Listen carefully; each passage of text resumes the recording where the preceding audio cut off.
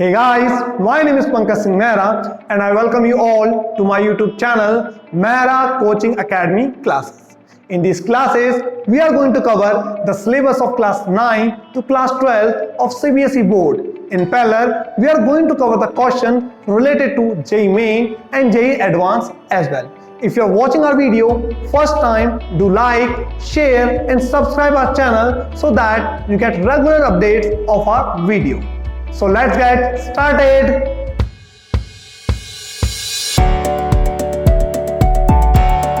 तो चलिए lecture number 4 की तरफ बढ़ते हैं। जो टॉपिक आज हम कवर करने जा रहे हैं, तो पहला टॉपिक है हमारा परमिटिविटी के बारे में जानेंगे। इससे पहले वाले लेक्चर में हमने कूलम्ब्स लॉ के बारे में पढ़ा था, जिसमें परमिटिविटी का जिक्र हुआ होगा। ठीक है, तो परमिटिविटी हमारी आई थी, जाते हैं देखते हैं। F = 1/4 पाई एप्सिलॉन Q1 और Q2 अपॉन R स्क्वायर, ये हमने कूलम्ब्स लॉ में पढ़ा था। अगर आपने हमारी पहली वीडियोस नहीं देखी है तो डिस्क्रिप्शन में जाके आप पहले की वीडियोस देख सकते हैं। ठीक है, उसमें हमने कूलम्ब्स लॉ के बारे में अच्छे से क्या करा था, डिस्क्रिप्शन आपको दिया था। नाउ यहां पे जो हमारा एप्सिलॉन नॉट आता है, ठीक है, इसे हम लोग बोलते हैं permittivity. Okay, this is known as permittivity. और यहां पे परमिटिविटी क्या है, ऑफ फ्री स्पेस है, क्योंकि अगर आपको ध्यान होगा हमने यहां पे चार्जेस कहां रखे थे, वैक्यूम में रखे थे। तो वैक्यूम में जब हम लेते हैं तो हम इसे बोलते हैं परमिटिविटी ऑफ फ्री स्पेस या परमिटिविटी ऑफ वैक्यूम। इसकी वैल्यू होती है 8.85 × 10⁻12, ठीक है, कूलम्ब स्क्वायर पर न्यूटन पर मीटर स्क्वायर, ये इसकी यूनिट होती है। बोर्ड में इसके यूनिट वैल्यू आती है, इसमें बेस पे न्यूमेरिकल्स भी आते हैं, आपको ये वैल्यू याद करनी होती है। ठीक है, ओके। नाउ सर कई बार जेईई मेन में और बोर्ड्स में भी इसका डायमेंशनल फॉर्मूला भी पूछा जाता है।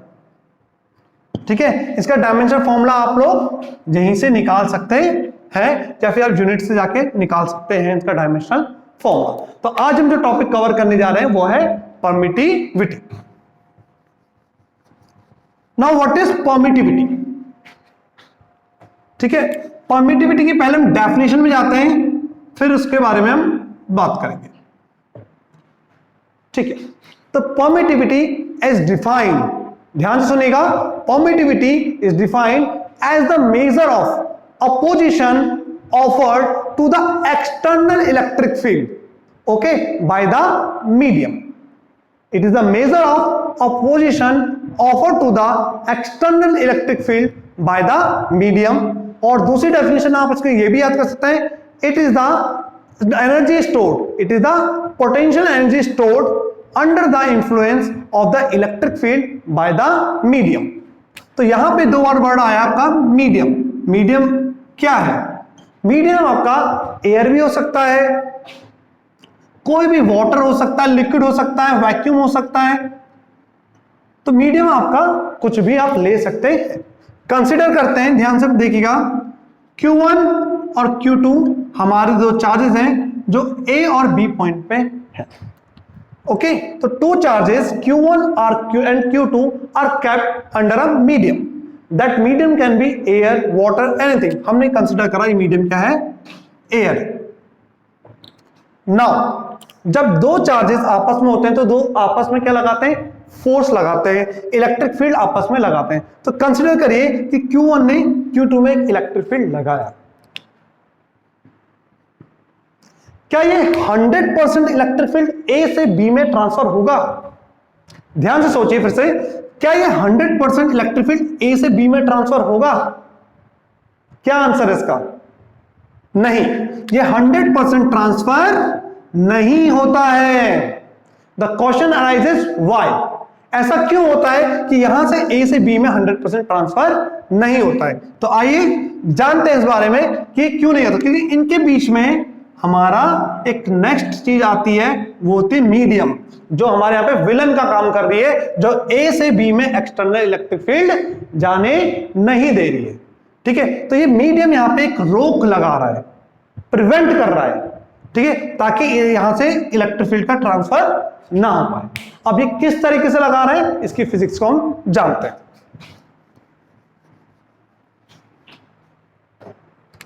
तो देखिए Q1 Q2 दो चार्जेस हैं, हमने एयर में रखे हैं, ठीक है, हमारा एयर क्या है, मीडियम है। तो यहां पे बहुत सारे मॉलिक्यूल्स और एटम्स एयर के होंगे, ठीक है। मैं आपको एक दो बना के दिखाऊंगा एग्जांपल के तौर पे। ओके, तो ये हो गया सेंटर में पॉजिटिव हो गया, और क्या हो गया यहां पे इलेक्ट्रॉन क्लाउड हो गया, ठीक है। इस तरीके से यहां पे इलेक्ट्रॉन क्लाउड हो गए और सेंटर में पॉजिटिव है। इन्हें बोलते हैं हम अनपोलराइज्ड एटम। ध्यान से सुनिएगा, इन्हें क्या बोलते हैं हम, अनपोलराइज्ड एटम। पर जैसे ही Q1 से Q2 पे इलेक्ट्रिक फील्ड ट्रांसफर होने स्टार्ट करी, ठीक है, इसे एक्सटर्नल इलेक्ट्रिक फील्ड देते हैं, जो Q1 से Q2 में आने लगी, तो जो हमारे एटम थे, ध्यान से सुनिएगा, जो हमारे एटम थे जो पहले अनपोलराइज थे, अब पोलराइज्ड हो गए, ठीक है। और पोलराइज कैसे हुए, क्योंकि इन्होंने क्या कर दिया, इंड्यूस डाइपोल क्रिएट कर दिया। किसने, हमारी जो एक्सटर्नल इलेक्ट्रिक फील्ड थी, ध्यान से देखिएगा, हमारी जो एक्सटर्नल इलेक्ट्रिक फील्ड थी, उन्होंने इस एटम को पोलराइज कर दिया, और पोलराइज होने के कारण क्या हुआ, हमारे इंड्यूस डाइपोल क्रिएट हो गया। देखो कैसे होगा इंड्यूस डाइपोल क्रिएट, ये पॉजिटिव चार्ज हमारा इधर को आ जाएगा और नेगेटिव इलेक्ट्रॉन क्लाउड इस तरीके से आ जाएगा, जिससे क्या हुआ, एक डाइपोल क्रिएट हो गया। और कैसा डाइपोल हो, इंड्यूस। इंड्यूस क्यों बोला, क्योंकि यहां पे हमारे एक्सटर्नल इलेक्ट्रिक फील्ड के कारण ये डाइपोल हमारा क्रिएट हो रहा है। और जब ये डाइपोल क्रिएट हुआ तो इसके कारण भी इसमें क्या हो गया, इंड्यूस इलेक्ट्रिक फील्ड जनरेट हो गई, जिसकी डायरेक्शन क्या होगी, अपोजिट होगी एक्सटर्नल इलेक्ट्रिक फील्ड से। तो इसका मतलब जो हमारा ट्रांसफर, क्या इलेक्ट्रिक फील्ड पूरा ट्रांसफर हुआ, नहीं, क्योंकि जो हमारा एक्सटर्नल इलेक्ट्रिक फील्ड से हमारा इंड्यूस इलेक्ट्रिक फील्ड कट गया। आई बात नहीं है समझ में। तो यहां पे क्या हुआ, हमारा एक्सटर्नल इलेक्ट्रिक फील्ड के कारण हमारे जो यहाँ पे एटम्स थे वो हमारे पोलराइज हो गए, और पोलराइज होने के बाद एटम्स ने क्या करा, उन्होंने एक डाइपोल क्रिएट हो गया, और डाइपोल के कारण हमारी इलेक्ट्रिक फील्ड इंड्यूस हो गई इनमें, और हमारा क्या हुआ, एक्सटर्नल इलेक्ट्रिक फील्ड कम पड़ गया। तो यहां पे हमने जाना कि मीडियम ने किस तरीके से इलेक्ट्रिक फील्ड को जाने से प्रिवेंट करा। तो दिस इज नोन एज आपकी परमिटिविटी। तो यहां पे मैंने आपको समझाई परमिटिविटी ऑफ एयर, इसी तरीके से आपको परमिटिविटी ऑफ वाटर। और वाटर की परमिटिविटी देखिए और ज्यादा होती है एयर से। तो ज्यादा परमिटिविटी मतलब high permittivity means high resistance. फिर से सुनिए, high permittivity means high resistance. तो जितनी ज्यादा परमिटिविटी की उतनी ज्यादा रेजिस्टेंस क्रिएट होगी, और जिसके कारण हमारी इलेक्ट्रिक फील्ड का 100% ट्रांसफर नहीं होता है, ठीक है। तो ये था टॉपिक परमिटिविटी। तो चलिए नेक्स्ट टॉपिक डिस्कस करते हैं, relative permittivity. Relative means in comparison with someone. तो यहां पे हम परमिटिविटी का हम क्या करेंगे, कंपैरिजन करेंगे, ठीक है। तो किस परमिटिविटी की हम यहां पे कंपैरिजन करने जा रहे हैं, हम यहां पे वैक्यूम को किसी भी दूसरे मीडियम से कंपेयर करेंगे, ठीक है। वैक्यूम के साथ दूसरा मीडियम कौन सा हो सकता है, कोई सा भी हो सकता है, आपका एयर हो सकता है, आपका वाटर हो सकता है, ठीक है। आइए किस तरीके से करते हैं उसकी बात करते हैं। चलिए, consider two charges Q1 and Q2 are kept in vacuum. Then हमारा फोर्स का फॉर्मूला क्या होगा, F फोर्स इन वैक्यूम, ध्यान से 1/4 pi epsilon naught Q1 Q2 upon R square, ठीक है। फिर epsilon naught is the permittivity of free space. Now again यही चार्जेस को हमने एक मीडियम में रख दिया, तो क्या यहां पे चेंज आएगा, तो यहां पे इस फोर्सेस में चेंज आएगा, बिल्कुल आएगा फोर्स में चेंज। जब हम कोई भी चार्जेस को वैक्यूम से वाटर में रख देते हैं या वैक्यूम से एयर में रखते हैं, तो उनकी परमिटिविटी में ग्रेटली अफेक्टेड हो जाती है, ठीक है। परमिटिविटी हमारी क्या होती है, चेंज हो जाती है जब हम अपने मीडियम को क्या कर देते हैं, चेंज करते हैं। तो लिखिए हमने Q1 और Q2 दो चार्जेस लिए। अब यहां पे फोर्स इन सम मीडियम, ठीक है, वो क्या होगा 1/4 पाई एप्सिलॉन, ठीक है। यहां पे हमारा क्या रहेगा एप्सिलॉन, और इस एप्सिलॉन को हम बोलते हैं एब्सोल्यूट परमिटिविटी, ठीक है। इस एप्सिलॉन को बोलते हैं हम लोग एब्सोल्यूट परमिटिविटी।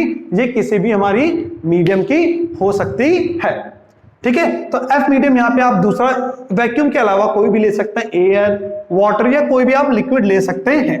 नाउ हम इन दोनों का रिलेटिव निकालते हैं, तो उसी को बोलते हैं ई आर को बोलते हैं रिलेटिव परमिटिविटी, और इसको हम डिनोट करते हैं के से भी।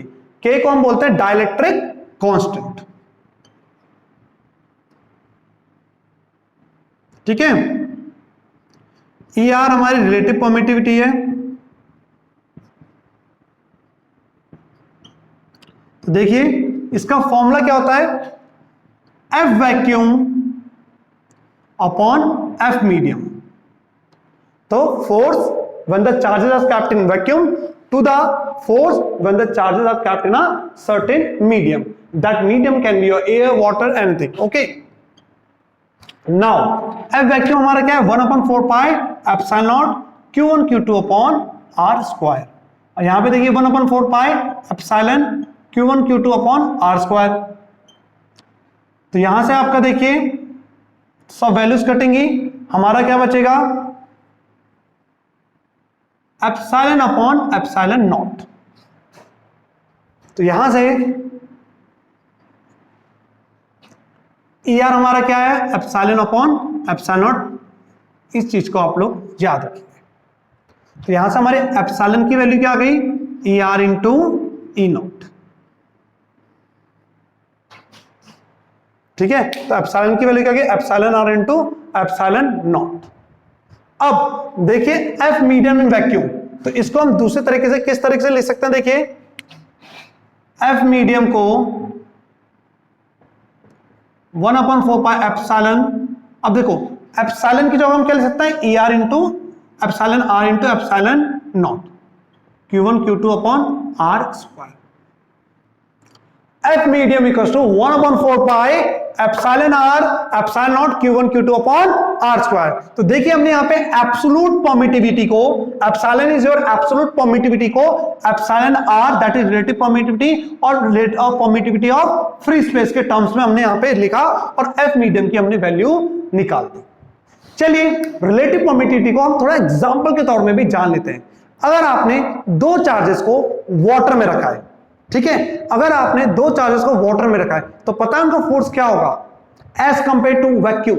अगर आपने किसी भी दो चार्जेस को वैक्यूम में रखा है तो कंसीडर करिए एफ वैक्यूम का फोर्स कितना है, एफ है फोर्स इन वैक्यूम, ठीक है। जब दो चार्जेस को हमने वैक्यूम में रखा उनका फोर्स मान लीजिए अगर एफ है, उसी को हमने उसी चार्जेस की असेंबली को उतनी ही दूर में हमने वाटर में रख दिया, तो then our new force in water it will become 1/80 times of force in vacuum, okay. तो यहां पे आप देख सकते हैं परमिटिविटी का कितना ज्यादा इफेक्ट क्रिएट हो रहा है कि हमारा, ये देखेंगे परमिटिविटी का कितना ज्यादा इफेक्ट क्रिएट हो रहा है कि जो फोर्स इन वाटर है वो 1/80 टाइम्स हो गया है किसके, फोर्स इन वैक्यूम के। तो ये जाना हमने आज रिलेटिव परमिटिविटी में डिफरेंस कितना ज्यादा आ जाता है जब हमारा परमिटिविटी चेंज होती है। Thank you.